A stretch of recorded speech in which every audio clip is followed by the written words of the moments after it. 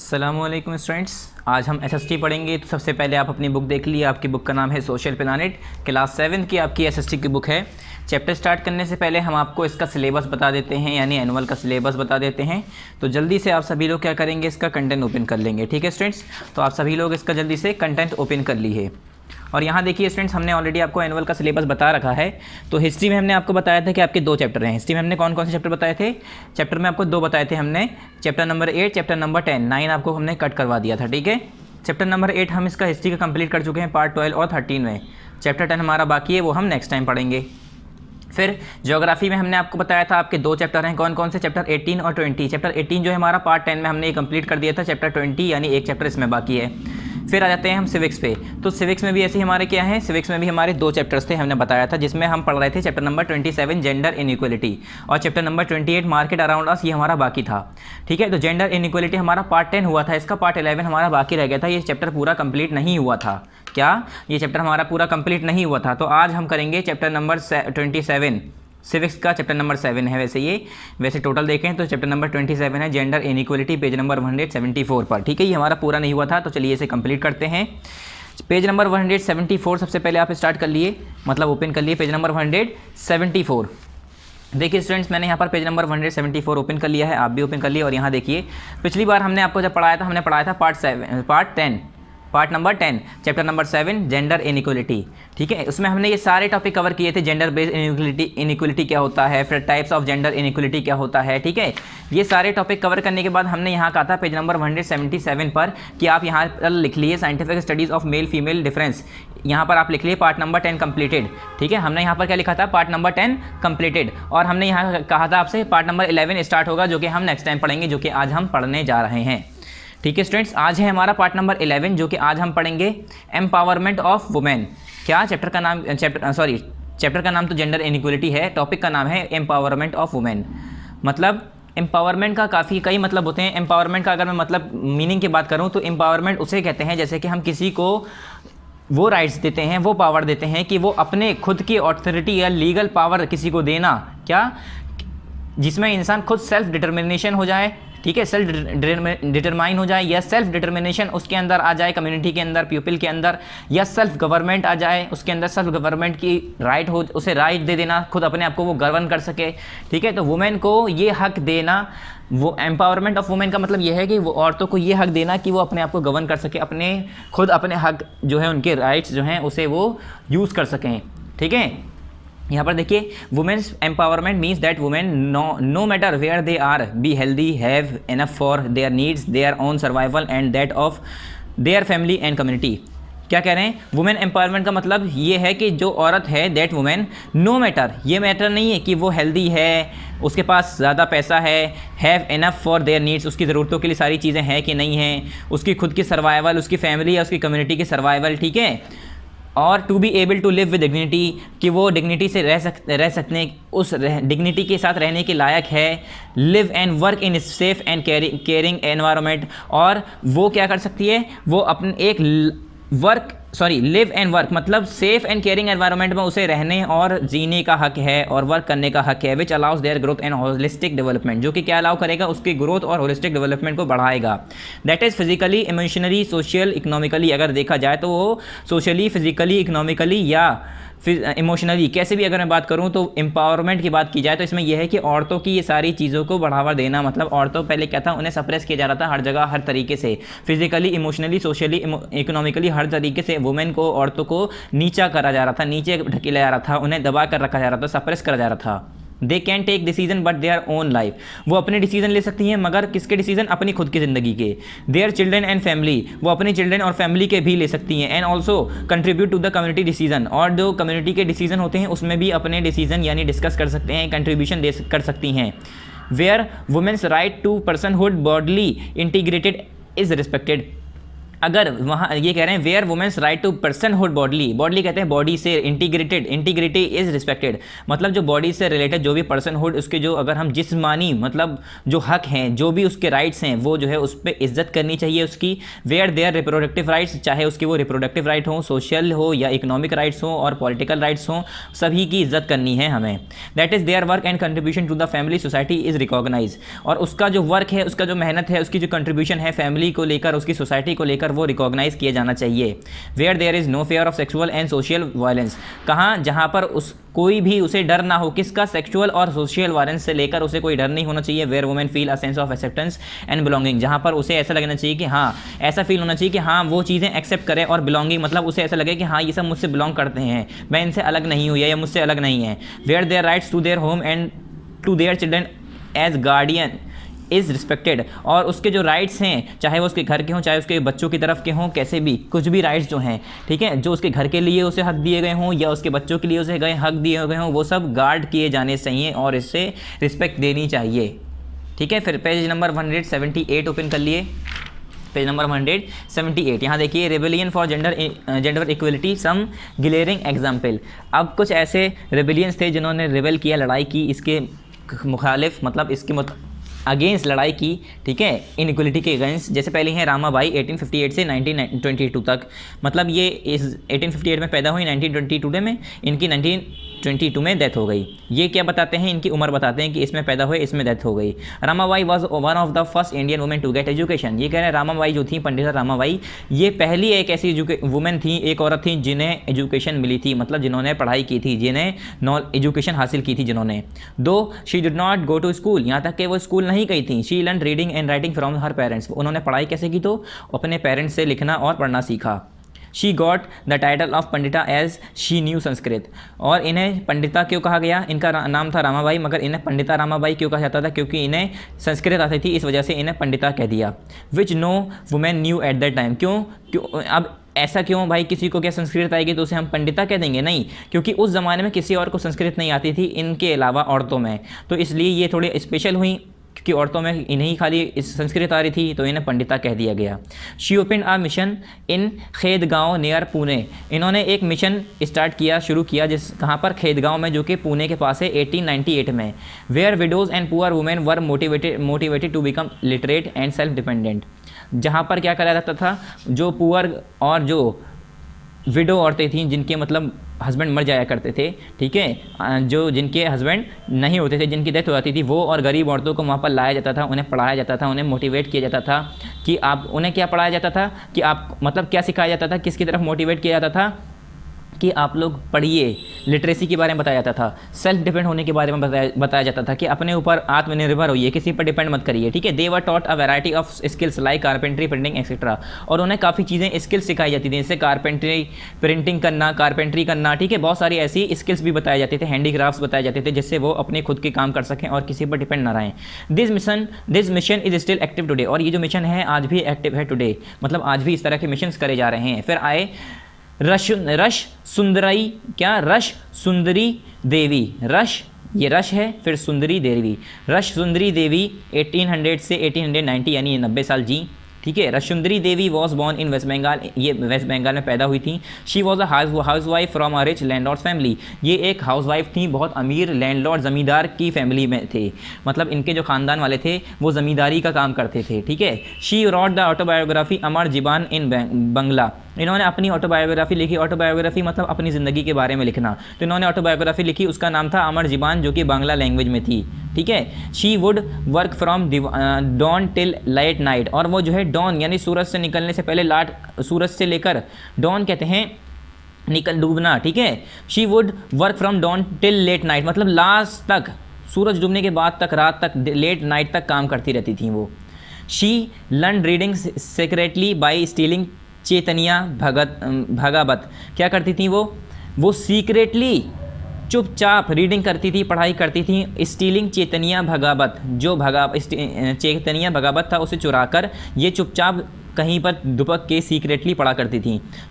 She stole her sons alphabet book and then gradually learn to read and write. इन्होंने क्या किया, अपने बेटे की क्या की, अपनी अल्फ़ाबेट बुक जो थी इनके बेटे की, उसे चुरा ली और चुराने के बाद चुपचाप उसे कहीं पर दुपक के सबसे छिप कर क्या करती थी, उसे पढ़ती थी और उसे लिखा करती थी। Gradually she wrote the famous autobiography which was a major feat for women. इन्होंने बाद में क्या किया, एक अपनी ऑटोबायोग्राफी लिखी जो कि एक मेजर फीट हुआ वुमेन्स के लिए, मतलब औरतों के लिए एक तरह की क्या हुई, औरतों के लिए एक तरह का, ऐसा देखा जाए तो औरतों को इससे सीख मिलनी चाहिए, एक लेसन देखना चाहिए कि ज़रूरी नहीं है कि कोई आपको पढ़ाएगा।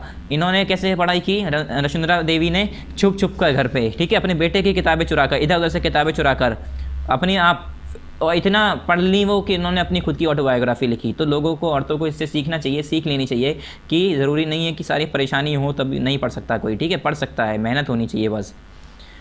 रुकैया शकावत हुसैन 1880 से 1932 तक इनकी ज़िंदगी रही, ठीक है, यानी अगर 80 के बाद देखें, 80, 90, 100, 10 साल यहाँ, 20 साल यहाँ, फिर 30 साल यहाँ, यानी 52 ईयर्स ये ज़िंदा रहीं। Rokeya Sakhawat Hussain belong to a rich land owning family, ये भी एक लैंड ओनिंग फैमिली थी, अमीर ज़मींदार फैमिली थी, ठीक है, उसके घर में पैदा हुई ये। She knew Urdu but could not learn Bangla and English, इन्हें उर्दू आती थी मगर बांग्ला और इंग्लिश नहीं आती थी। It was with the support of her Elder brother and sister that she learn Bangla and English. और फिर क्या हुआ, बाद में जो इनके बड़े भाई और सिस्टर थे उन लोगों ने इन्हें बहुत सपोर्ट किया और इन्हें जो है बांग्ला और इंग्लिश भी बोलनी और लिखनी आ गई, सीख गई, मतलब बांग्ला जो लैंग्वेज होती है वो और इंग्लिश लैंग्वेज भी आ गई। From 1905 onwards she started writing, और 1905 से इन्होंने लिखना शुरू कर दिया। She wrote a story title Sultana's dream, इन्होंने एक स्टोरी लिखी जिसका टाइटल था, जिसका नाम था सुल्तानाज ड्रीम, ठीक है, सुल्ताना का ड्रीम, इन्होंने नाम लिखा, मतलब टाइटल लिखा उस स्टोरी का। The story was about the dream of women flying a plane and driving cars. Story में क्या होता है, स्टोरी में ये था कि एक औरत जो है प्लेन, हेलीकॉप्टर उड़ा रही है, सॉरी एरोप्लेन उड़ा रही है और एक कार चला रही है। मतलब ये बताया उन्होंने, ये दिखाना चाहा कि औरतें भी एक प्लेन उड़ा सकती हैं और कार चला सकती हैं। उन्होंने औरतों को क्या दिखाया कि औरतें जो हैं क्या हैं, वहाँ पर जो है जैसे कि हमारी कंट्री डाइवर्स है वैसे ही औरतें भी क्या हैं, हम बताने चाह रहे हैं क्या है जल्दी बताइए। मतलब ये सिंपल ये शो करना चाह रही थी कि औरतें भी आदमियों की तरह बाहर जाके काम कर सकती हैं। जैसे औरतें घर में बैठकर, पहले ये था ना कि इनके ज़माने में औरतों को घर के काम दिए जाते थे, अपने बच्चों को संभालो, हस्बैंड के जो हुक्म हैं उन्हें पूरा करो, ठीक है, उनके कपड़े धोना का काम करना, ये सारे काम, घर के काम जो होते थे औरतों के होते थे। मर्दों के होते थे बाहर के काम, कार चलाना, ड्राइविंग करना। मगर इन्होंने एक लिखी सुल्तानाज ड्रीम, मतलब सुल्ताना का ख्वाब। ये क्या दिखाना चाह रही है कि कहानी में मैं एक ख्वाब दिखा रही थी कि एक औरत जो है वो क्या कर रही है, एरोप्लेन उड़ा रही है और कार चला रही है। मतलब एरोप्लेन उड़ाना ये दिखाना चाह रही थी वो कि वो आदमी की तरह औरत भी क्या है, इंडिपेंडेंट है, ठीक है, इंडिपेंडेंट है, और इसी तरह से आदमी की तरह औरत भी काम कर सकती है, वो ये शो करना चाह रही थी। She even aim to send other girls to school, और उन्होंने यहाँ तक कि काफ़ी ऐसे एम लिए, काफ़ी ऐसे इन्होंने मकसद बनाए जिससे जो है क्या किया, इन्होंने स्कूल्स में लड़कियों को भेजना शुरू किया। In 1910 she began a school for girls in Kolkata, इन्होंने फिर बाद में 1910 में यानी 1910 में एक स्कूल खोला कोलकाता में लड़कियों के लिए। And this school is functioning till date, और आज तक ये स्कूल अभी तक चल रहा है। The above mention facts about women prove that it were women themselves who made effort for their emancipation. ये कह रहे हैं कि ये जो तीनों हमने फैक्ट्स पढ़े, इन तीनों के बारे में हमने पढ़ा, इससे ये जाहिर होता है कि औरत खुद ही जो है अपने आप मेहनत करके अपनी लिए लड़ सकती है, अपने लिए फैक्ट्स ऐसे तैयार कर सकती है जिससे वो अपने आप को बेहतर बना सकती है। जैसे इन तीनों ने, इनके कोई फैमिली सपोर्ट नहीं था। रुकैया सखावत को किसका सपोर्ट था, बस उनके भाई बहन का, ठीक है। मगर पहले क्या होता था, औरतों को पढ़ाना, लड़कियों को पढ़ाना, लोग बाग ये सोचते ही नहीं थे, क्योंकि वो सोचते थे कि अगर हम इन्हें पढ़ाएंगे तो एक दिन ऐसा होगा जब शादी होगी तो अपने दूसरे घर चले जाएंगे, तो फ़ायदा वो लोग उठाएंगे, तो क्या फ़ायदा, तो इसलिए लोग बाग इन्हें पढ़ाया नहीं करते थे, ठीक है। मगर इन लोगों ने ही प्रूफ करके दिखाया कि औरत जो है अपने आप खुद चाहे तो कर सकती हैं, अपने आप को क्या कर सकती हैं, अपने आप को चेंज कर सकती हैं, ठीक है, सोसाइटी से लड़ सकती हैं। अब आया contribution of social reformers. Social reformers के कुछ कंट्रीब्यूशंस की बात करेंगे, जैसे कि राजा राम मोहन राय, स्वामी दयानंद सरस्वती, इनके बारे में आपने पहले पढ़ चुके हैं, ठीक है। In modern India several social reformers came forward after 1800। अगर मैं मॉडर्न इंडिया की बात करूँ तो कुछ सोशल रिफॉर्मर्स आए कब, 1800 के बाद, and lent their support for the women's cause, और काफ़ी इन्होंने अपना सपोर्ट दिया और काफ़ी मेहनत की, जद्दोजहद की, काफ़ी इन्होंने ऐसे रिवोल्यूशंस चलाए जिससे जो है औरतों की जितने भी कॉजेज़, जितनी परेशानियाँ थी वो दूर की जा सकें। They fought against their education, social evils etcetera, इन्होंने उनके एजुकेशन के लिए, सोशल एवल्स के लिए लड़ाइयाँ की। Social reformers came into contact with English education, और जितने भी सोशल रिफॉर्मर्स थे वो किसके कॉन्टैक्ट में आए, इंग्लिश एजुकेशन के कॉन्टैक्ट में आए। Which encourage many reformist movement in India, जिन्होंने काफ़ी रिफॉर्मिस्ट मूवमेंट को इंकरेज किया। ठीक है, ब्राह्मण समाज, आर्य समाज, ब्राह्मण समाज, ठीक है, आर्य समाज, प्रार्थना समाज and many other movement took up the cause of injustice against women, मतलब काफ़ी ऐसे जो है कॉजेज थे, मतलब जो इनजस्टिस हो रहे थे औरतों के खिलाफ, जो जितने भी इनजस्टिस वाली चीज़ें हो रही थी उन चीज़ों को ख़त्म करने के लिए बहुत सारे मूवमेंट्स चलाए गए, जैसे कि ब्राह्मण समाज, आर्य समाज, प्रार्थना समाज, ऐसे बहुत सारे मूवमेंट्स चलाए गए। ठीक है, यहाँ पर है राजा राम मोहन रॉय डी अनाउंस्ड, क्या, डिनाउंस्ड चाइल्ड मैरिज एंड सती। राजा राम मोहन रॉय थे, उन्होंने क्या किया, जो चाइल्ड मैरिज और सती प्रथा चलती थी उसे ख़त्म किया। सती में क्या होता था, औरतों को जब हस्बैंड मर जाया करता था तो मर्द उनकी चिता के साथ जिंदा जला दिया जाता था। और चाइल्ड मैरिज में क्या होता था, लड़कियों की बचपन में ही बच्चों की शादी कर दी जाती थी। तो इन चीज़ों को इन्होंने रोक लगाई, इन्होंने इन चीज़ों को रोका। As a result law was made to prohibit the sati system. फिर बाद में क्या रिजल्ट आया, एक लॉ बनाया गया जिसमें जो है सती सिस्टम रोक दिया गया। मतलब जो पहले और क्या होता था कि और एक हस्बैंड अगर कोई मर गया किसी का, तो वो औरत जो है उसे सती सिस्टम के हिसाब से जला दिया जाता था हस्बैंड के चिता के साथ जिंदा, और या तो फिर अगर वो नहीं जलाया जा रहा है तो उसकी दोबारा शादी नहीं हो सकती थी, ये था। ठीक है, सम ऑफ दीज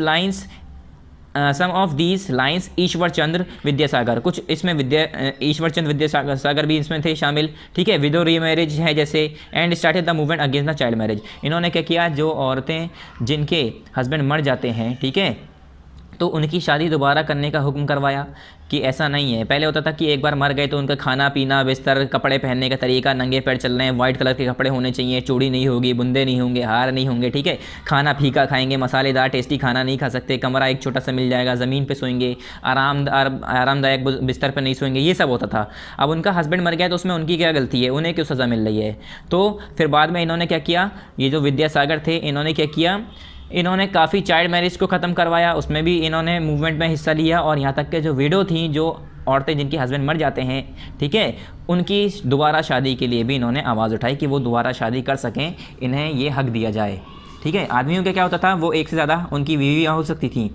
ठीक है, जब इंडिया की बात करूँ मैं, इस ज़माने में जब ये सारे रिफॉर्मर्स आए थे, तब उस ज़माने में ये था कि आदमी तो खूब सारी शादी कर सकते हैं, 3-4 शादी कर सकते हैं। ठीक है, मगर औरत नहीं कर सकती। औरत एक ही शादी करेगी और वही उसी की ही फिर गुलामी करती रहेगी। अगर वो ज़िंदा रहे तो बेहतर है, नहीं ज़िंदा है तो भी क्या, ज़िंदा होने के बाद भी क्या बेहतर है, उसमें भी उनके हस्बैंड उन्हें मार रहे हैं, पीट रहे हैं, पूरे दबा कर रख रहे हैं, डरा कर रख रहे हैं। ठीक है, बस एक नौकर की तरह, गुलाम की तरह ट्रीट किया जाता था उन्हें। ठीक है, कैसे ट्रीट किया जाता था, गुलाम की तरह ट्रीट किया जाता था। तो वही कह रहे हैं, इन्होंने भी काफ़ी पार्ट लिया, हिस्सा लिया। स्वामी दयानंद सरस्वती ने भी काफ़ी इन्होंने पार्ट लिया, हिस्सा लिया। ठीक है, some other reformers like Swami Dayanand Saraswati who founded the Arya Samaj. Swami Dayanand Saraswati की बात करें तो इन्होंने आर्य समाज फाउंड किया। Led stress on equality of both the sexes and advocated the education of women. इन्होंने क्या किया, जितने भी सेक्सेस हैं, मतलब जेंडर हैं जितने भी, यानी मेल और फीमेल दोनों को बराबर करवाया कि आदमी और मर्द और औरत दोनों ही बराबर हैं। ऐसा नहीं है कि अब वो औरत है तो वो घर के काम करेगी, बाहर के काम नहीं कर सकती। ठीक है, अगर देखा जाए तो बाहर के काम करती थी औरत, जैसे कुएँ से पानी लाना, घास लाना, बकरियों को चराना, जानवरों को पकड़ के लाना, जानवरों को चराना। और ऊपर से ये भी कहा जाता था कि आप बाहर के काम नहीं कर सकती, ऊपर से फिर इन कामों के लिए भेजा भी जाता था। ठीक है, कुएं से पानी भर कर लाना कोई मर्द थोड़ी नहीं जाता था, औरतें ही करती थी। वहाँ पर जा रही हैं बाहर, मगर एक ये सोच थी कि औरतें बाहर नहीं कर सकती काम। तो ये सारी चीज़ें इक्वलिटी लाई ये। ठीक है, और एजुकेशन लाए औरतों के बीच में।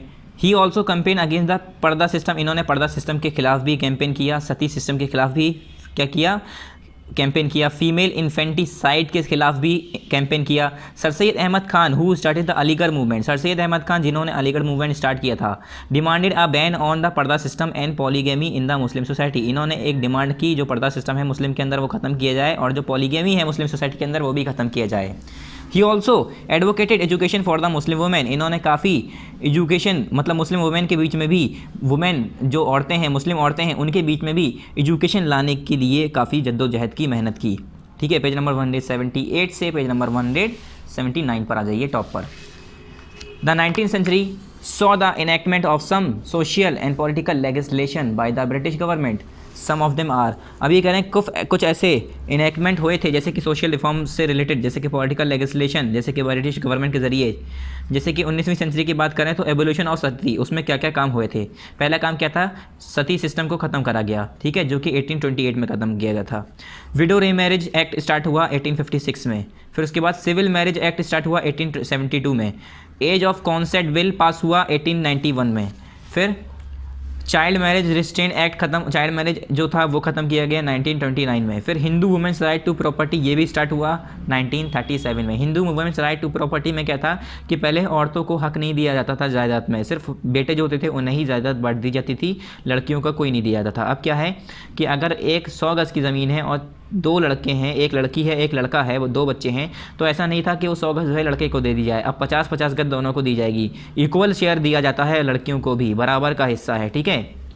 Bye enacting the child marriage restrain act 1929 also known as Sarda, ये कह रहे हैं जो ये चाइल्ड मैरिज एक्ट स्टार्ट हुआ था, मतलब ये जब लागू हुआ था 1929 में, इसे हम शरदा भी कहते हैं, शरदा act. The minimum age of marriage for girls was fix eight 14 years and for boys, और लड़कों के लिए इट वॉज 18 ईयर्स। मतलब अब शरदा एक्ट के हिसाब से जो कम से कम उम्र बताई गई लड़कियों की शादी की वो 14 साल और लड़कों की शादी की वो 18 साल की। मतलब अगर लड़के 18 साल के हैं तभी वो शादी कर सकते हैं, या लड़कियां 14 साल की हैं तभी वो कम से कम 14 साल की होनी चाहिए शादी करने के लिए, उससे कम होगी तो वो शादी के लायक नहीं है, ठीक है। ये उम्र जो है बता दी गई थी।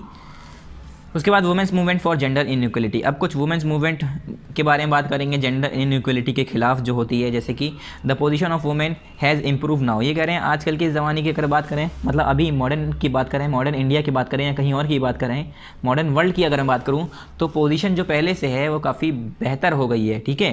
पहले तो बहुत ही ज़्यादा बदतर और बुरी थी औरतों की हालत, ठीक है, अब बहुत अच्छी हो गई है, बेहतर हो गई है। Girls now have a right to go to school, आजकल के ज़माने में अब लड़कियों के पास हक है, वो स्कूल जा सकती हैं।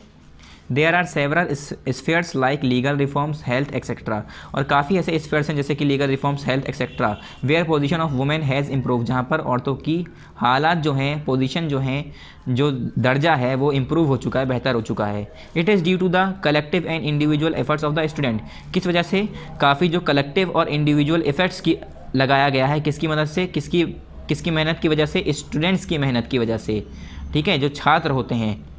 This struggle is due to the collective and individual women's and women's association all over the country have struggle to attain this position, ये कह रहे हैं। और ये स्ट्रगल कैसे हुआ, जो कलेक्टिव और इंडिविजुअल वुमेंस और वुमेन एसोसिएशन भी ऐसी काफ़ी बनी हुई हैं जो कि औरतों के लिए लड़ती हैं, उसके खिलाफ आवाज़ उठाती हैं। All over the country have struggle to attain this position, और पूरे कंट्री में लोगों ने स्ट्रगल किया इस पोजीशन को अटेन करने के लिए। But women had to struggle and campaign for long to obtain their rights, और मगर जो अगर हमें औरतों की बात करूँ तो उन्हें काफ़ी लंबा समय से स्ट्रगल करना पड़ा, मेहनत करनी पड़ी अपनी राइट्स को हासिल करने के लिए, क्या, अपने हक को हासिल करने के लिए। They use the following ways for getting their rights, उन्होंने काफ़ी फॉलोइंग वेज यूज़ किए अपने मतलब अभी यहाँ पर ये कुछ राइट्स तरीके बता रहे हैं जिस तरीके से इन्होंने अपने हक की डिमांड की, जिस तरीके से इन्होंने अपने हक को मांगा। पहला है कैंपेनिंग, कैंपेनिंग में क्या होता है, कैंप करके, ठीक है। Women campaign have led to passing of laws, women campaign क्या होता है, वुमेन कैंपेन से क्या हुआ, इसकी वजह से लॉज पास हुए। One such act was pass in 2006 to protect them from mental and physical violence, एक ऐसा ही एक्ट 2006 में पास किया गया था, किस लिए, जो कि मेंटल और फिजिकल वायलेंस किया जाता है औरतों के ऊपर, ठीक है, मार पीट करना, मेंटली उसे परेशान करना, फिजिकली उसे टॉर्चर करना, इस तरह के एक्ट जो है होते थे बहुत। तो औरतों ने इसके लिए कैंपेनिंग करना शुरू कर दी, ठीक है, धरने पे बैठ गई, धरने पे बैठना शुरू हो गए, और फिर क्या हुआ, उनकी डिमांड पूरी करी गई और 2006 में ये एक्ट पास किया गया।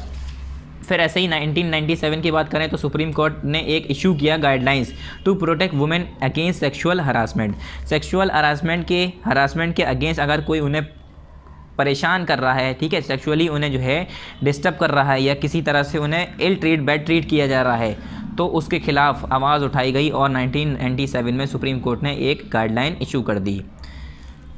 मतलब उन्हें प्रोटेक्ट करने के लिए। In 1980 the demand for law to abolish dowry led to dowry prohibition act being formulated. और फिर 1980 में यानी 1980 में एक एक्ट स्टार्ट हुआ कि डाउरी सिस्टम को ख़त्म किया जाए। मतलब जो जहेज़ लेना था, पहले क्या होता था, जहेज़ के लिए लोग बाग बहुत औरतों को ट्रीट करते थे बहुत बुरी तरह से, उन्हें मारना पीटना, ठीक है।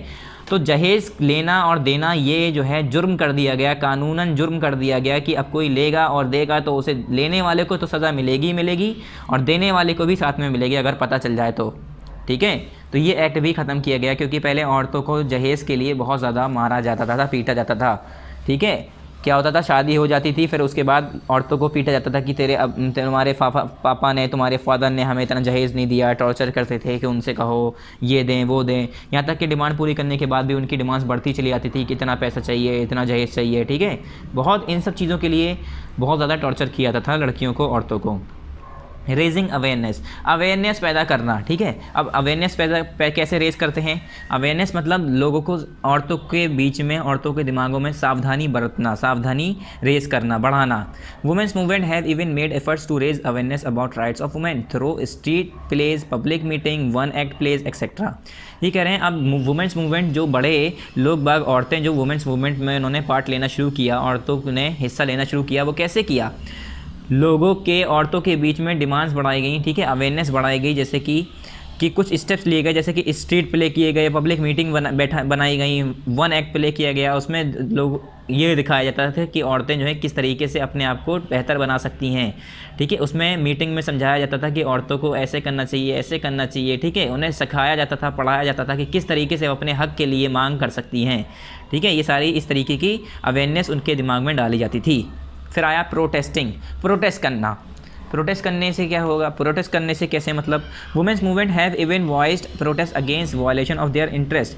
और यहाँ तक कि अभी भी वुमेन्स मूवमेंट जो है काफ़ी जो है वॉइस किया जाता है, मतलब अपने जो मूवमेंट्स होते हैं उन्हें जो है आवाज़ देने के लिए वो लोग प्रोटेस्ट करते हैं, खिलाफ जाते हैं, अगेंस्ट जाते हैं।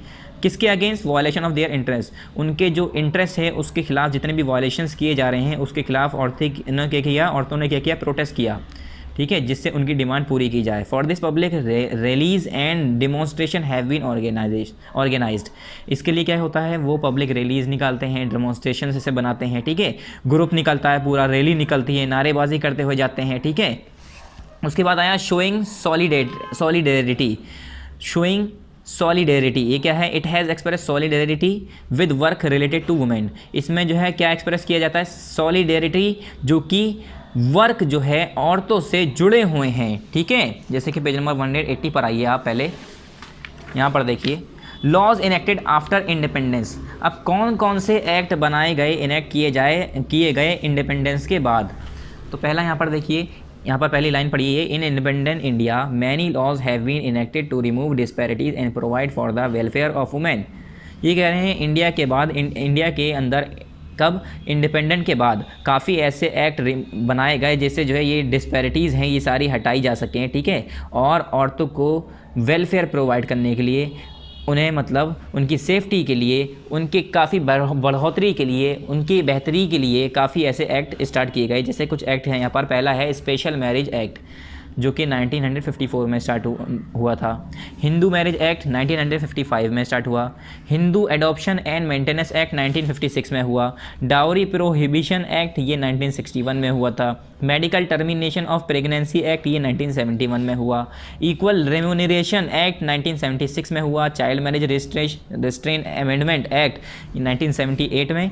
Criminal law second amendment act 1985 में। और the dowry prohibition amendment act 1984 में। ये सारे एक्ट जो है अलग अलग डेट के साथ हुए थे, इनेक्ट हुए थे, जो इंडिया के अंदर लागू किए गए थे, ठीक है, वो बताए जा रहे हैं। इंडिपेंडेंट के बाद आए थे, इंडिपेंडेंट जब हमारा इंडिया आज़ाद हो गया था उसके बाद ये वाले एक्ट स्टार्ट किए गए थे, मतलब एक्ट क्या किए गए थे? लागू किए गए थे, ठीक है। Some constitutional measures for the upliftment of women. अब कुछ कॉन्स्टिट्यूशनल मेजर्स की बात करेंगे औरतों की अपलिफ्टमेंट के लिए, ठीक है, औरतों की बढ़ोतरी के लिए। Article 14, 15, 16, 19 of India constitution confers equality for women with their mail counter parts. क्या?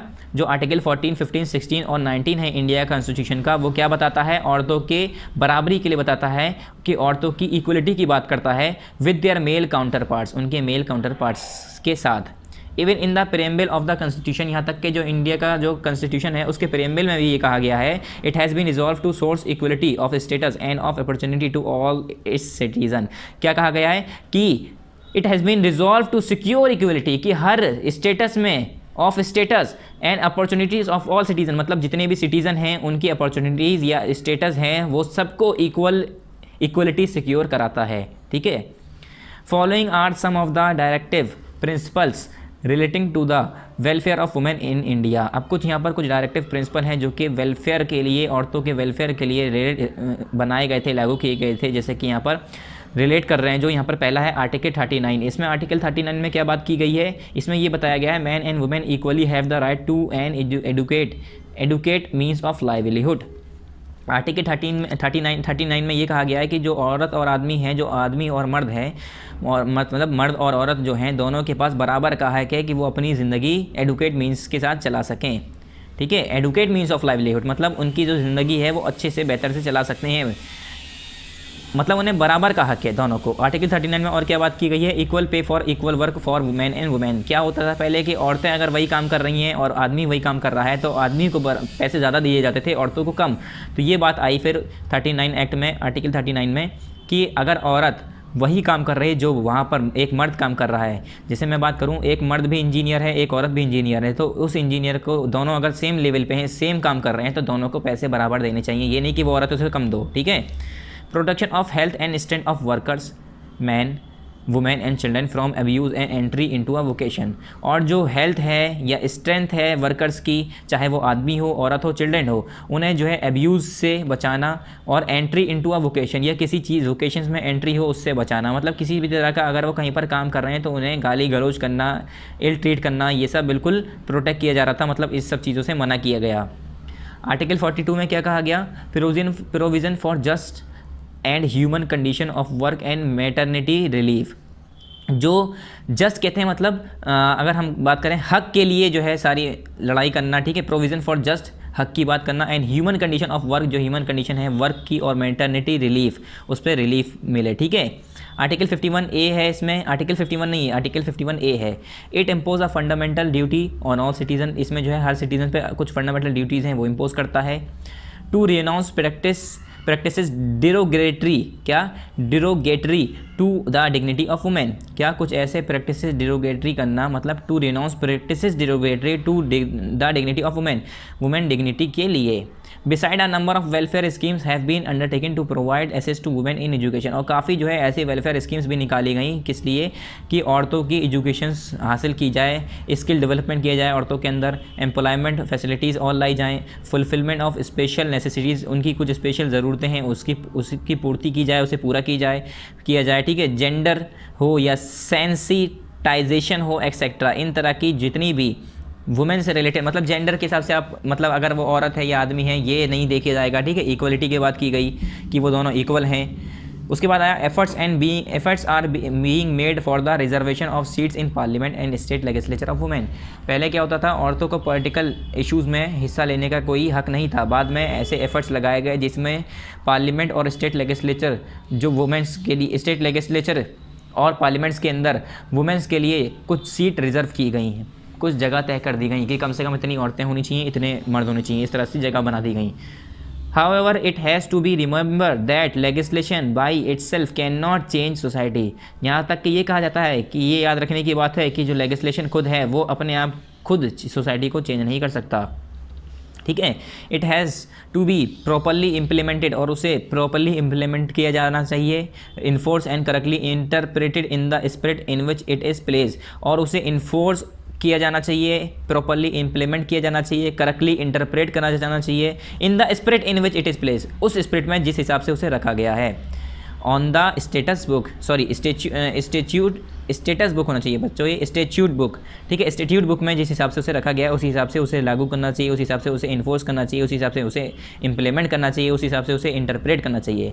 The executive and the judiciary have to play a major role in this direction. और जो एग्जीक्यूटिव और जुडिशरी हैं वो इसमें मेजर रोल प्ले करती हैं इस डायरेक्शन में, मतलब कि वो सही से लागू किए जा रहे हैं, सारे हुक्म, सारे लॉ, सारे ऑर्डर फॉलो किए जा रहे हैं या नहीं फॉलो किए जा रहे हैं। To translate women's right into reality concentrated efforts have to be made. और ये जो वुमेंस राइट रियलिटी में ट्रांसलेट करने के लिए, मतलब सच्चाई में, सच में ये वुमेंस राइट लाने के लिए इसमें काफ़ी एफर्ट्स लगाए गए, ठीक है। Public opinion has also to be would moulded be accept these rights. और काफ़ी ऐसे पब्लिक ओपिनियंस भी इसमें लगाए गए जो इन राइट्स को एक्सेप्ट करने के लिए, ठीक है। The 5 year plan, 5 year plan क्या है? The 5 year plan have consistently place special emphasis on providing minimum health facilities integrated with family welfare.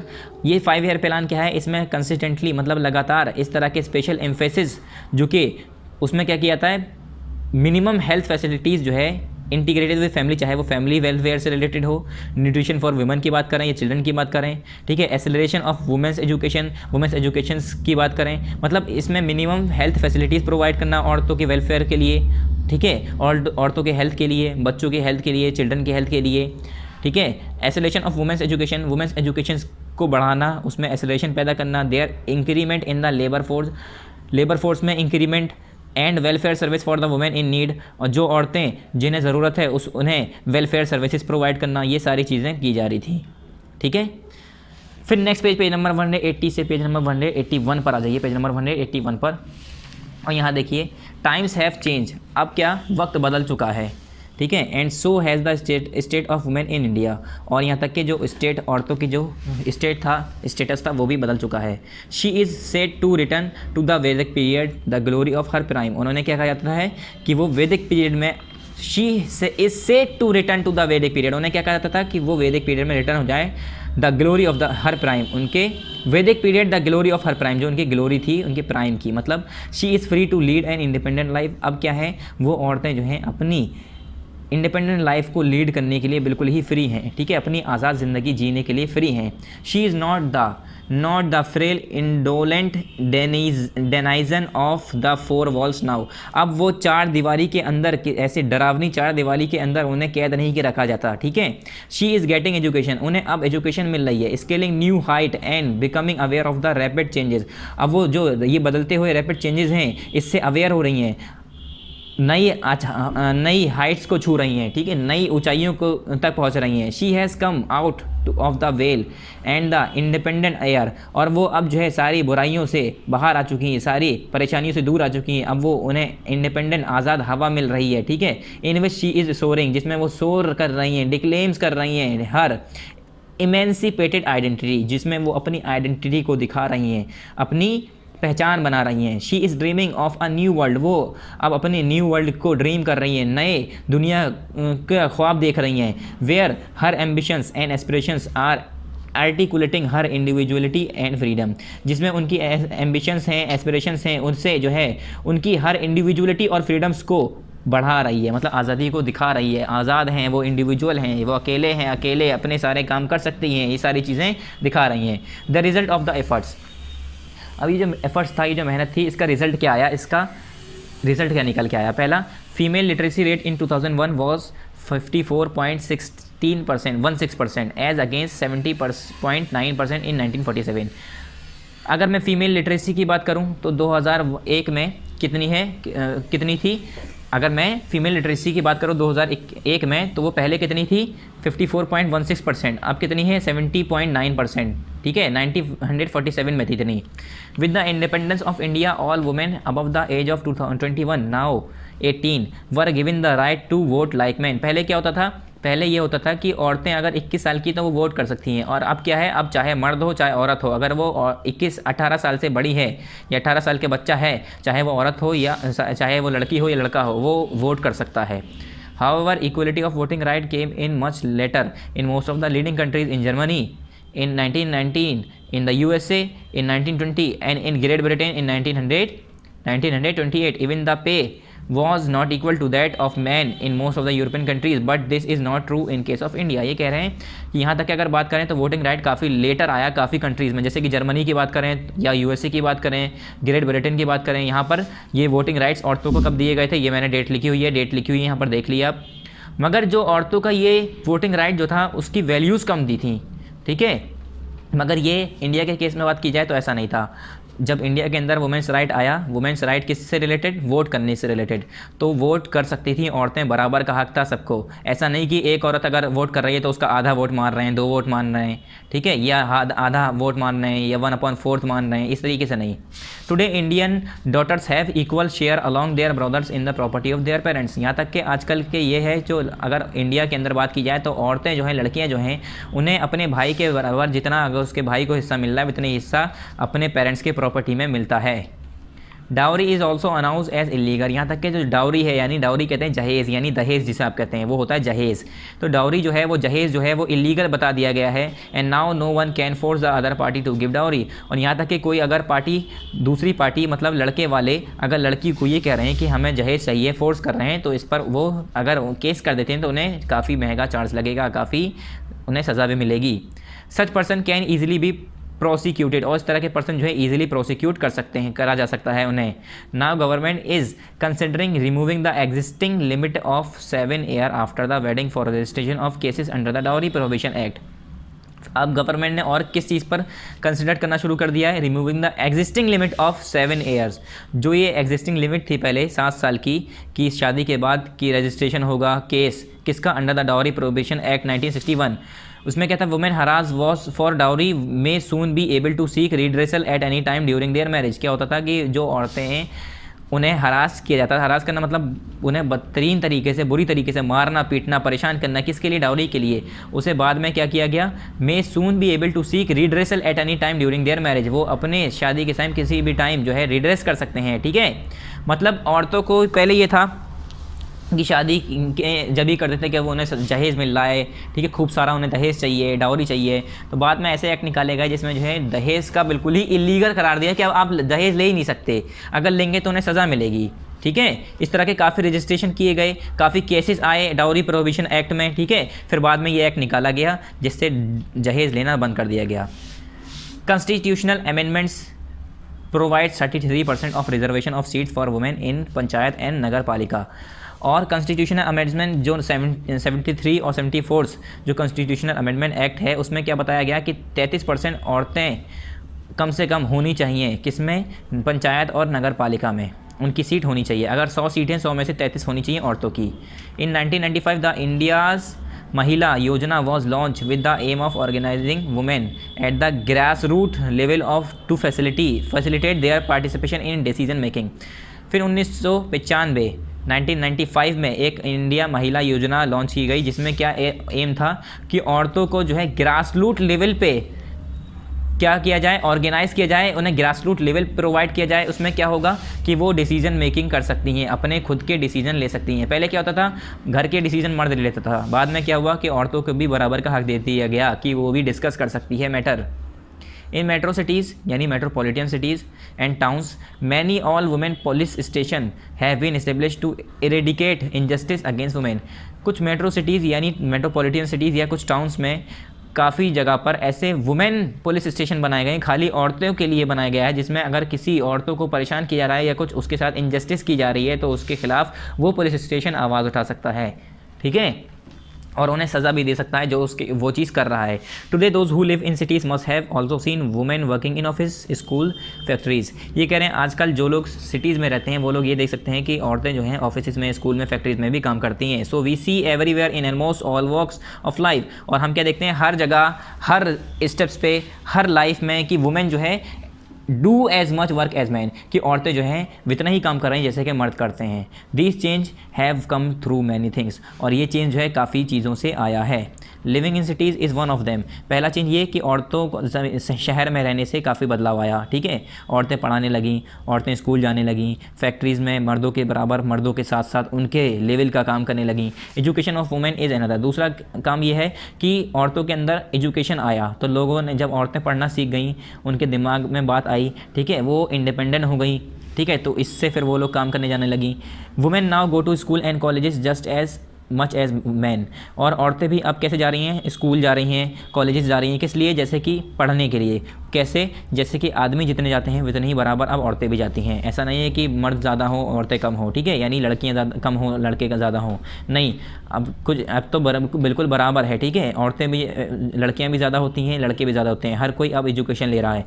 They work in office, दोनों ही ऑफिस में काम करते हैं। दे ऑफन ज्वाइन पॉलिटिक्स, यहाँ तक कि औरतें भी पॉलिटिक्स में ज्वाइन होती हैं, लड़के भी ज्वाइन होते हैं, ठीक है। एंड बिकम पार्लियामेंट्रियंस, और पार्लियामेंट्रियंस बनते हैं, मिनिस्टर बनती हैं, इवन द प्राइम मिनिस्टर और प्रेसिडेंट भी बनती हैं। But the fact that we have had lady as our prime minister does not mean that the problem of inequality of women is solve. क्या ये फैक्ट ये है कि अगर हमारी कोई लेडी प्राइम मिनिस्टर है तो इसका मतलब ये नहीं कि हमारी प्रॉब्लम जो है इनइक्वलिटी की वो सॉल्व हो गई, ठीक है। ऐसा नहीं कि कोई औरत प्राइम मिनिस्टर बन गई तो ये हम ये कहेंगे कि अब वो हमारी प्रॉब्लम जो है इनइक्वलिटी की सॉल्व हो गई, ठीक है। यहाँ पर देखिए, we have Kiran Bedi bold and intrepid police officer. Kiran Bedi कौन थी, बोल्ड और इंटरप्रेड पुलिस ऑफिसर थी ये, ठीक है। There is Kalpana Awasthi, Meena Mehta the enterprising share broker, Kalpana Chawla and Sunita Williams brave astronauts, और Bachendri Pal the audacious adventurous, PT Usha the athletics medal winner, Sania Mirza the rising tennis star, Maitreyi Gargi, Lakshmibai and Indira Gandhi, there is a revolution in the making. यहाँ पर देखिए, tennis star Randika Nanda the media director and so many other, each one of them relieves the glory of the Maitreyi Gargi, Lakshmibai and Indira Gandhi, there is a revolution in the making. ये कह रहे हैं ये सब औरतों के नाम बताएं जिन्होंने बड़े बड़े हिंदुस्तान में काम किए हैं, और इन्हें देखकर आप कह सकते हैं कि हमारी हिंदुस्तान की या बाकी जगह की औरतें किसी आदमी से कम नहीं हैं। ऐसा नहीं कि वो उनके बराबर काम नहीं कर सकती, उन्होंने भी बहुत सारे मेडल्स जीते हैं, बहुत सारे इन्वेंशंस किए हैं, ठीक है। But this is also true that the Indian women of today is clothed in a veneer of equality. मगर ये भी ट्रू है कि आजकल के जो इंडिया के वुमेन हैं उन्हें बराबर इक्वलिटी दी जा रही है। But under this facade is the appalling reality she is marauded by a host of vicious evils dowry, female infanticide, child marriage. मगर इसके अलावा अगर मैं बात करूं तो काफ़ी जगह पर अभी भी ये सारे काम हो रहे हैं, जैसे कि एवल्स डाउरी की बात करें, ठीक है, यानी जहेज़ की बात, या फीमेल इन्फेंटिसाइड की बात करें, चाइल्ड मैरिज की बात करें, रिच लाइफ ऑफ विडो की बात करें, etcetera. She has become a helpless little boat floundering helplessly as it is ravaged by tempest in a turbulent sea of evil sand. The palanced shore seems no closer than eternity। मतलब ये simple इस तरह की ये कुछ sentence इन्होंने बोले हैं, इसमें ये बताना चाह रहे हैं कि ऐसा लगता है कि उन्हें जो है बिल्कुल ही अभी भी जो है हेल्पलेस सा कर दिया हो, मतलब उनकी कोई मदद ही नहीं करता है, ठीक है। ऐसा लगता है छोटी सी एक नाव जो है पानी में हेल्पलेस ऐसी छोड़ दी गई हो और वो इधर उधर बस पानी के बहाव से इधर उधर जा रही हो, ठीक है, इस तरह से। Even before she embark on the odyssey of life, अगर हम ओडिसी ऑफ लाइफ की बात करें तो उसके पहले की बात करें, the female child is instilled with the feeling that she is ordained to be subservient to men and servile to their whims and fancies। यहाँ तक कि अगर क्या होता है कि लड़कियाँ जब पैदा होती हैं तो उन्हें पैदा करने से पहले ही या लड़कियों जन्म लेने से पहले ही मार दिया जाता है, जन्म के बाद मार दिया जाता है, ठीक है। या तो फिर अगर पैदा होती हैं तो उनके दिमाग में यही बात होती है कि बस ये तो आदमियों के मर्दों के लिए बनाई गई हैं, ठीक है, उनके हुक्म मानने के लिए, उनकी ज़रूरतें पूरे करने के लिए। There are much more to be done in various field like. अब ये कह रहे हैं इसके लिए काफ़ी काम और किया जा सकता है, ठीक है। पेज नंबर 182 ओपन करिए। मतलब अभी ये जो इनइक्वलिटी है ये ख़त्म नहीं हुई है, इसके लिए काफ़ी काम किया जा सकता है। पहला, इंक्रीज़ ऑफ एजुकेशनल फैसिलिटीज़ औरतों में और बढ़ानी चाहिए। इक्वल अपॉर्चुनिटीज़ फॉर वुमेन के लिए सारे इक्वल अपॉर्चुनिटीज़ तैयार करनी चाहिए। जो अपॉर्चुनिटीज़ मर्दों को दी जा रही है वही औरतों को दी जानी चाहिए। Better chances of employability, employment के लिए बेटर चांसेस होने चाहिए औरतों के अंदर। पहले क्या होता है, आदमियों को एम्प्लॉयमेंट दी जाती है, औरतों को नहीं दी जाती। आदमियों को जॉब मिल जाती है, औरतों को नहीं मिलती, ठीक है। नो अबाउट देयर राइट्स, उन्हें अपने हक के बारे में पता होना चाहिए, उन्हें यानी हमें टीचिंग देनी चाहिए, उन्हें एजुकेट करना चाहिए। देखिए यहाँ पर आ गया, educate all regarding the scientific findings that man and women are equal. और सारे जो साइंटिफिक फाइंडिंग्स हैं, जो साइंटिफिक स्टडी के हिसाब से जो बताया गया है, वो सारी रिगार्डिंग्स जो औरतों को और आदमियों को बराबर बताता है, वो सारी चीज़ें लोग औरतों को बतानी चाहिए कि किस हिसाब से औरतें और आदमी बराबर हैं। By raising the social status of women, women का जो सोशल स्टेटस है उसे रेज करना चाहिए, बढ़ाना चाहिए। फिर यहाँ पर one should mobilise public opinion, और एक ना एक को किसी न किसी को पब्लिक के ओपिनियन को बदलना चाहिए। Strength social efforts against social evils like polygamy, dowry, bride burning etcetera. और ये जो ब्राइड बर्निंग है, डाउरी है, पॉलीगैमी है, इस तरह के जो सोशल एवल्स हैं, इसके खिलाफ हमें मजबूत सोशल एफर्ट्स लगाने चाहिए। Campaign for making the women aware of their legal rights, campaigning करनी चाहिए, ठीक है, काफ़ी ऐसे कैंपेन करने चाहिए। और ऐसे नुक्कड़ नाटक, बहुत सारे ऐसे ड्रामे किए जाते हैं, एक्टिंग की जाती है, जिसमें बताया जाता है कि औरतें किस तरह से अवेयर हो सकती हैं, किस तरह से उन्हें अवेयर किया जाए। इस तरह की कैंपेनिंग की जाती चाहिए, उन्हें पढ़ाने के लिए, उन्हें सिखाने के लिए कैंप लगाने चाहिए। Find out some more famous women faces of India, अभी कह रहे हैं अब कुछ और फेमस वुमेन के नाम बताइए जो इंडिया के अंदर ऐसे थीं। Give in below are some of the pictures of famous faces of India, अब ये इंडिया के कुछ फेमस फेसेस हैं औरतों की। Right their names and the fields they belong, ये कह रहे हैं उनके नाम लिखिए और उनके फील्ड्स लिखिए जिससे वो बिलोंग करती थी। और यहाँ देखिए इंदिरा गांधी, ये पॉलिटिक्स सी थी, ये स्पोर्ट्स में हैं। ये कल्पना चावला, ये स्पेस में थी, ये भी स्पोर्ट्स में, ये भी स्पोर्ट्स में। ऐसी इंदिरा नूई, ठीक है, इन चारों की ये हमारे फेमस औरतें हैं जिन्होंने ऐसी ऐसी चीज़ें करके दिखाई जो लोग बाग सोचते थे कि औरतें नहीं कर सकती, ठीक है। ये हमारी रीडिंग क्लियर हो गई, हमारी यहाँ पर रीडिंग कंप्लीट हो गई। अब हमारा आया केस स्टडी यानी जेंडर डिवीज़न ऑफ लेबर। ये आपको खुद पढ़ना है स्टूडेंट्स, ये हम नहीं पढ़ाएंगे, ठीक है। इसमें कुछ ऐसा इंपॉर्टेंट नहीं है, मगर आपको ये खुद करना है। इंपॉर्टेंट है, एक दो क्वेश्चन इससे आ जाते हैं, वैसे नहीं मैं बता रहा हूँ, पढ़ा रहा हूँ, मगर इसमें एक दो क्वेश्चन पूछ लेता आपके एक्सरसाइज में ही, इसमें से आ जाते हैं क्वेश्चन। तो आपको ये क्या करना है, ये आपका होमवर्क है, आपको इसे लर्न करना है, मतलब याद नहीं करना है, मतलब रीडिंग करनी है, ठीक है। होमवर्क क्या है आपका, इसे रीड करना है, ठीक है। रीडिंग इसकी आपकी होमवर्क है, यहाँ से लेकर पूरा पेज नंबर 182 से पेज नंबर 183 तक ये आपको पूरा पढ़ना है। चलिए अब आ जाते हैं हम एक्सरसाइज पे, हम एक्सरसाइज करा देते हैं आपको बच्चों। पहले देखिए, चूज़ द करेक्ट ऑप्शंस यानी correct answer, tick the correct है, 1 बाय 1 बुक में करेंगे। पहला है which of the following professions is stereotype as the best suited for women. ये करें किस तरह का इसमें फॉलोइंग प्रोफेशंस में, इसमें ऐसा कौन सा काम है जो कि औरतों के ऊपर सूट हो रहा है। ये एक स्टीरियोटाइप है, मतलब लोग बाग की सोच है कि औरतों के ऊपर ज़्यादा प्रोफेशन यही अच्छा है, military officer, police officer, heavy vehicle driver या टीचिंग। तो लोगों की सोच ये है कि औरतों के लिए, लड़कियों के लिए टीचिंग बेहतर है, मगर यहाँ तक कि औरतें, लड़कियाँ जो हैवी व्हीकल ड्राइवर भी हैं, पुलिस ऑफिसर्स भी हैं, मिलिट्री ऑफिसर्स भी हैं। मगर हमारे क्वेश्चन के हिसाब से ऑप्शन नंबर डी करेक्ट है, तो हम ऑप्शन नंबर डी पर टिक लगाएंगे, ठीक है। 2 है this was a prominent women leader, इनमें से कौन सी वुमेन प्रोमिनेंट लीडर थी, Ramabai, Kalpana Chawla, PT Usha, in none of these. Prominent women leader की बात करें तो वो औरतें जिन्होंने औरतों के लिए, हक के लिए लड़ाई की, तो ऐसे तो हम बात करें तो कल्पना चावला ने, रामाबाई जो हैं ये हैं, पीटी उषा, रामाबाई ये जो हैं इन्होंने भी ऐसे काफ़ी चीज़ें करके दिखाई जिससे औरतें जो हैं उन्हें सपोर्ट मिला या औरतों को ये भरोसा मिला, उससे अवेयर हुई, ठीक है, उन्हें कॉन्फिडेंस मिला। मगर इसमें हम रामाबाई को टिक करेंगे, ठीक है, इस पर टिक कर दिए।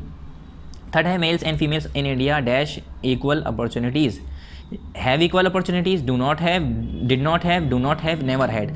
ये कह रहे हैं मेल्स और फीमेल जो है इंडिया के अंदर उनके पास इक्वल अपॉर्चुनिटीज़ नहीं है, नहीं थी, या है, या कभी नहीं होगी, कभी नहीं थी। तो हम क्या करेंगे, डू नॉट हैव मतलब नहीं है। बस इन्होंने एक तरह की ग्रामर आपके देख ली है यहाँ पर, ज़्यादा कुछ इसमें हार्ड नहीं था, ठीक है। बी है हमारा स्टेट ट्रू और फॉल्स, ट्रू और फॉल्स बताना है हमें। पहला देखिए, women are not given political equality in India, ये कह रहे हैं इंडिया के अंदर अब पॉलिटिकल इक्वलिटी नहीं दी जाती वुमेन्स को, तो ये क्या है, फॉल्स है। अब पॉलिटिकली दिया जाता है, हाँ अगर देखा जाए तो कहीं ना कहीं अब भी थोड़ा बहुत कम है, ठीक है, अब भी थोड़ा बहुत कम है वुमेन्स, मगर अब वुमेन्स को भी पॉलिटिकल पार्टीज़ में, पॉलिटिकल इश्यूज़ में पार्ट्स लेने को मौका मिल गया है, ठीक है। तो ये क्या है, फॉल्स है। सेकंड है Ramabai open a mission in Punjab, ये कह रहे हैं रामाबाई ने पंजाब में मिशन ओपन किया था, रामाबाई ने ओपन किया था मिशन मगर पंजाब में नहीं किया था, ठीक है, ये क्या है, फॉल्स। कहाँ पर किया था, कर्नाटका में किया था, नहीं कोलकाता में किया था। 3rd है gender influence affect division of labour, ये कह रहे हैं जेंडर इन्फ्लुएंस जो है वो किसे अफेक्ट करता है, डिवीज़न ऑफ लेबर, तो ये क्या है, ट्रू। जैसे आपने देखा होगा जेंडर के हिसाब से भी काम दिया जाता है कि औरत है घर का काम, आदमी है मेहनत के काम आदमी करेगा, और जो हल्के फुल्के काम अगर बाहर के तो औरत करेगी, तो नहीं ऐसा नहीं है, मेहनत के काम भी औरतें करती हैं, ठीक है। Work of women at home is counted, ये कह रहे हैं जो औरतों का काम घर पे किया जाता है वो काउंट किया जाता है, तो ये क्या है, फॉल्स।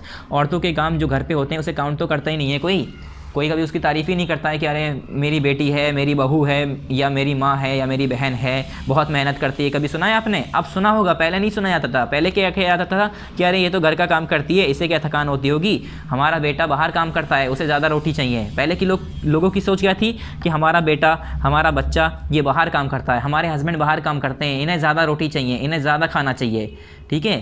पहले मर्द का पेट भरना चाहिए, क्यों? क्योंकि वो बाहर जाता है काम करने।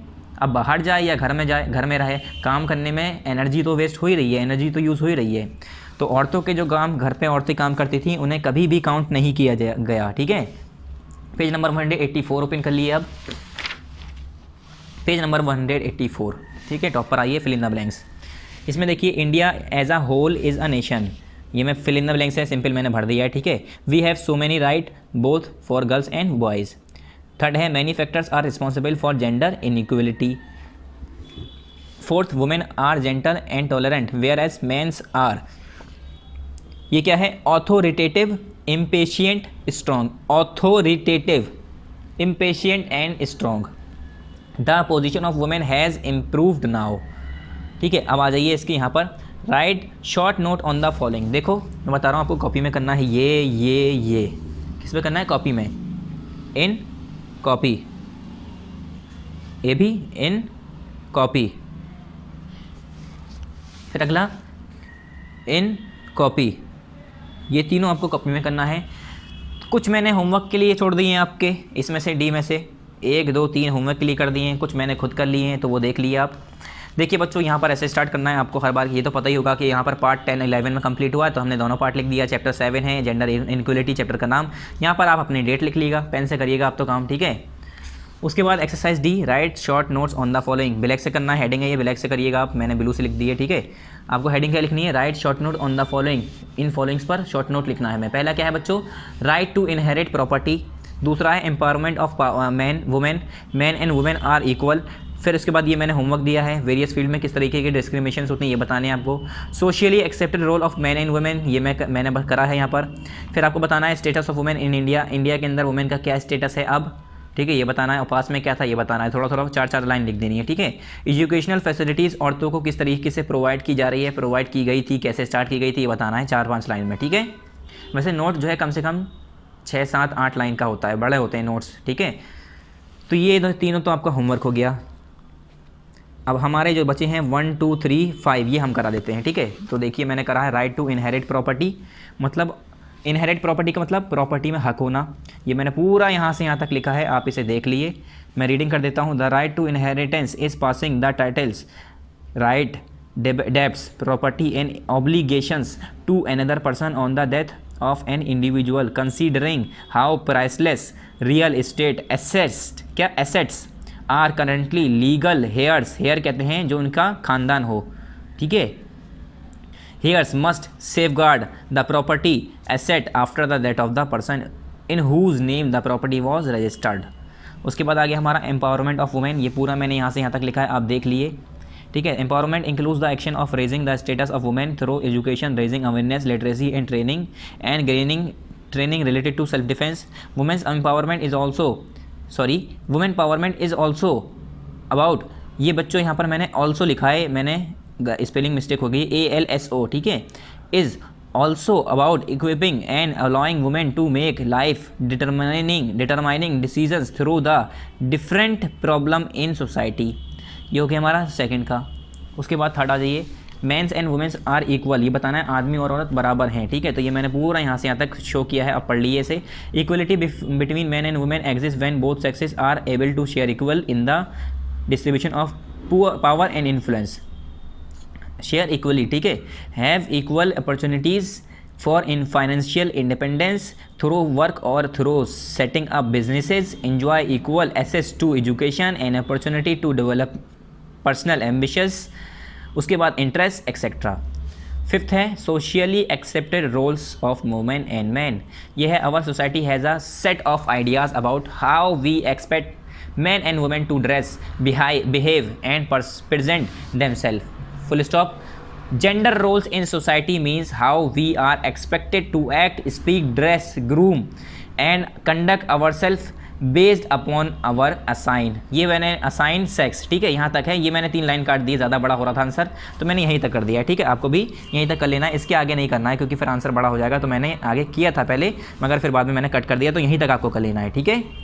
ये करने के बाद अब हमारा ये तो ख़त्म, एक्सरसाइज डी तो ख़त्म, क्योंकि बाकी हमने ये तो आपको करके दिखा दिया, 1 2 3 4 मैंने कर दिया, ये तीनों होमवर्क है, ठीक है। अब आ जाइए एक्सरसाइज ई पर, ये है name some of the diversities in India, ये मैंने कॉपी में कर रखे हैं, देख लिए। Exercise E, answer the following questions in brief, एक लाइन छोड़ी, क्वेश्चन नंबर 1 लिखा, name some of the diversities of India, ये वाला क्वेश्चन लिखा, ठीक है। ये क्वेश्चन लिखने के बाद मैंने आंसर लिखा, फिर some of the diversities of India are क्या है, रेशियल डाइवर्सिटी, फिर यहाँ पर है डाइवर्सिटी इन रिलीजन, ठीक है, religion diversity, RILIGION, religion, social diversity, diversity in language etcetera. फिर क्वेश्चन नंबर 3 है हमारा, 2 मैंने इसी पे टिक करा है, वो दिखा देता हूँ बुक में। Question number 2, how are the girls traditionally treated in India, page number 174 पे है कि ट्रेडिशनल के वे में अगर देखा जाए, पुराने ज़माने की बात की जाए तो गर्ल्स को कैसे ट्रीट किया जाता था। तो क्वेश्चन नंबर 2 का आंसर एक्सरसाइज ई, यहाँ पर देखिए, मैं इसे मार्क कर देता हूँ, आप इसे टिक कर लिए। देखिए, traditionally an important aspect of India society was the way it treated the girls, यहाँ से लेकर पूरा क्या करना है यहाँ तक, वैसे तो बहुत बड़ा है मगर यहीं तक ठीक है। क्या हो गया ये, आंसर नंबर 2 एक्सरसाइज ई, ठीक है, आंसर नंबर 2 एक्सरसाइज ई, यहाँ से स्टार्ट हो रहा है आंसर नंबर 2 एक्सरसाइज ई, कहाँ से कहाँ तक, यहाँ से लेकर पूरा यहाँ तक, पेज नंबर 174, ठीक है।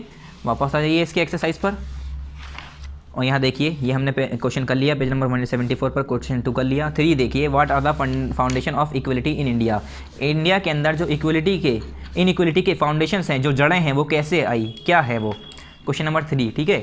यहाँ मैंने करा है, देखिए question number 3, question 3 answer number 3 है, ये मैंने 1 लिख दिया है, इसे भी 3 कर दिए, आंसर नंबर 3। तो यहाँ से in India social inequality are outcomes of inequalities in income, education, gender, caste and class. Full stop, social inequality is the distribution, TION मैंने यहाँ लिखा है इसलिए मैंने यहाँ पर हैश लगाया, इसका मतलब ये होता है, ये वाले वर्ड जो है इसका जुड़ा हुआ है, of resources in a society based on power, comma religion, comma kinship, comma prestige, comma race, comma ethnicity, ETHNICITI, ethnicity, comma gender, comma age, comma sexual orientation and class. यहाँ पर आपका answer number 3 complete. Question number 4 है, यहाँ पर मैंने दोबारा question number 4 करा है, देखिए question number 4, why has the status of women been low in India society, ये कह रहे हैं किस वजह से इंडिया के अंदर औरतों का स्टेटस कम है, लो है, ठीक है। तो आंसर नंबर 4 आप देख लिए, दोबारा क्वेश्चन अपनी बुक में देखिए, ठीक है, मेरी बुक इधर उधर हो जाती है, फिर आप कहेंगे कि नज़र नहीं आया, तो इसलिए आप अपनी बुक में देखिए, बुक अपनी सामने रखिए। ये देखिए, why has the status of women been low in India society, answer number 4। तो इसका आंसर नंबर देखिए 4 यहाँ पर मैंने कर रखा है। क्वेश्चन 4 आप यहाँ उतार लिएगा, पहले एक लाइन, फिर क्वेश्चन उतारने के बाद फिर आंसर लिखिएगा, मैंने क्वेश्चन नहीं उतारे कहीं भी, ठीक है। यहाँ देखिए आंसर क्या है इसका, the historical analysis of the position of women in ancient India shows that women did not share an equal position with man, women were recognise only as wives and mother, their position was as subordinate to man. ये answer number 4 हो गया, ठीक है student. अब next question number 5 देखिए पहले book में, why is the literacy rate of women in India low, India के अंदर लिटरेसी रेट क्यों कम है वुमेन का। तो यहाँ देखिए क्वेश्चन उतार लीजिएगा, उसके बाद आंसर लिखिए, due to lack of education opportunities the literacy rate is low in females के लो या वुमेन के लो, बात एक ही है। फिर एक्सरसाइज F आ गया हमारा, ये तो कंप्लीट हो गया आंसर, देखिए ये भी कंप्लीट हो गया, ये हो गया, ये हो गया, ये हो गया, पूरा हो गया। अब आ गई एक्सरसाइज F। एक्सरसाइज F क्या है, answer these question in detail. तो यहाँ पर आप हेडिंग लिखिएगा, answer these question in detail. Heading लिखने के बाद एक लाइन छोड़ के क्वेश्चन नंबर 2, क्वेश्चन नंबर 1 मैंने बुक में लगाया है क्योंकि, तो क्वेश्चन नंबर 1 क्या है, what are the types of gender inequality, name some of them. ये कह रहे हैं किस तरह की जेंडर इनइक्वलिटीज़ होती थी और होती हैं, उसके कुछ नाम बताइए। पेज नंबर 175 पर इसका आंसर है, पेज नंबर 175 पर। तो मैं पेज नंबर 175 ओपन कर लेता हूँ और यहाँ देखिए पेज नंबर 175, ये रहा आंसर 1 से लेकर पूरा वर्क तक। Answer number 1 exercise F, answer number 1 exercise F, answer number 1 exercise F, ठीक है, यहाँ से लेकर यहाँ तक, ठीक है। अब वापस आ जाइए, क्वेश्चन नंबर 2 देखते हैं। क्वेश्चन नंबर 2 क्या है बच्चों, ये देखिए, ये तो हमने कर लिया पेज नंबर 175 पर। अब क्वेश्चन नंबर 2 कि कौन से फैक्टर हैं जो कि रिस्पॉन्सिबल हैं जेंडर इनइक्वलिटी के लिए। तो ये ही क्वेश्चन था, यहाँ पर फाउंडेशन वाला करके पूछा था, यहाँ पर फैक्टर पूछा है, क्वेश्चन ये सिमिलर है। तो इसका आंसर देखिए, मैंने ये लिखा है क्वेश्चन नंबर 2 का आंसर, क्वेश्चन नंबर 2 उतार लिएगा, पहले क्वेश्चन नंबर फर्स्ट कर लिएगा बुक से देखकर, फिर क्वेश्चन जगह जितनी जगह में आए उसके बाद क्वेश्चन नंबर 2 करिएगा। क्वेश्चन नंबर 2 लिखने के बाद आंसर 2 लिखिएगा। The most important cause of gender inequality are, पहला है पॉवर्टी, दूसरा है इलिटरेसी, तीसरा लैक ऑफ एम्प्लॉयमेंट, उसके बाद लैक ऑफ एम्प्लॉयमेंट फैसिलिटीज़, उसके बाद social custom believes and practices, social attitude, lack of awareness of women. ये सारे परेशानियां हैं, ये सारी रीज़न है जिसकी वजह से औरतों की एजुकेशन, औरतों जो है इनइक्वलिटी है उनके अंदर, जेंडर इनइक्वलिटी आती है। ठीक है, तो ये क्या हो गया हमारा आंसर नंबर 2 हो गया। ये 2 है ये, ठीक है 2। क्वेश्चन नंबर 3 है, पहले आप बुक में दिखा देता हूँ क्या है। Give some example of how some women have work for gender inequality. ये कह रहे हैं कुछ एग्जांपल दिए कि किस तरीके से औरतों ने जेंडर इनइक्वलिटी के लिए काम किया। ठीक है, ये मैंने अपनी तरफ से अपने आप डिज़ाइन करके अपने आप मतलब लिख के बताया आंसर। तो यहाँ देखिए, some women who have work for gender equality are Ramabai, Rassundari Devi, Rokeya Sakhawat. ये एंड है बच्चों, एस बनाते हैं ऐसे, एंड कहते हैं इसे।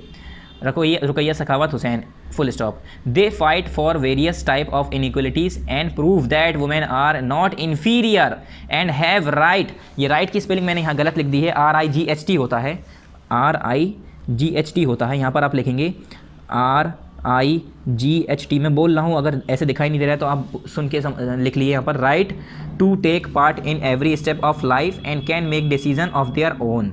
ये हमारा हो गया आंसर नंबर 3। ठीक है, यहाँ तक। फिर क्वेश्चन नंबर 4 क्या है, तो देखिए क्वेश्चन नंबर 4 ये रहा। How was women's movement work for gender equality. किस तरह से वुमेंस मूवमेंट ने जेंडर इक्वलिटी के लिए काम किया।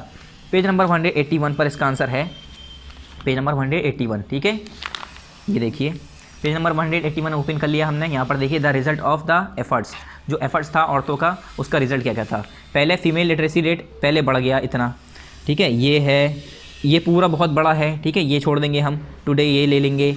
उसके बाद कॉन्स्टिट्यूशनल अमेंडमेंट एक्ट, ये है reservation of seats for women in panchayat and nagar palika, ये है, ठीक है, 3 ही ले लिए। उसके बाद ऐसे करके फुल स्टॉप करके कॉमा लगाइएगा, एक्सेट्रा लिख दिएगा, और ये क्या हो जाएगा हमारा आंसर नंबर 4। एक्सरसाइज कौन सी, F। मैं अभी बता रहा हूँ आंसर ऐसे नहीं लिखना है, जैसे मैंने लगाया ऐसा नहीं लिखना है, मैं बताऊँगा अभी कैसे लिखना है। पहले आप आंसर नंबर 4 टिक करिए यहाँ पर, answer number 4 exercise F, page number 181 पे है। अब देखिए मैं स्टार्ट कैसे करूँगा आंसर, ये बताता हूँ। पहले क्वेश्चन पे आइए, क्या लिखना है आपको। Women's movement work for gender equality. क्या, how was women's movement work for gender inequality. किस तरीके से वुमेन्स मूवमेंट ने वर्क किया जेंडर इक्वलिटी के लिए।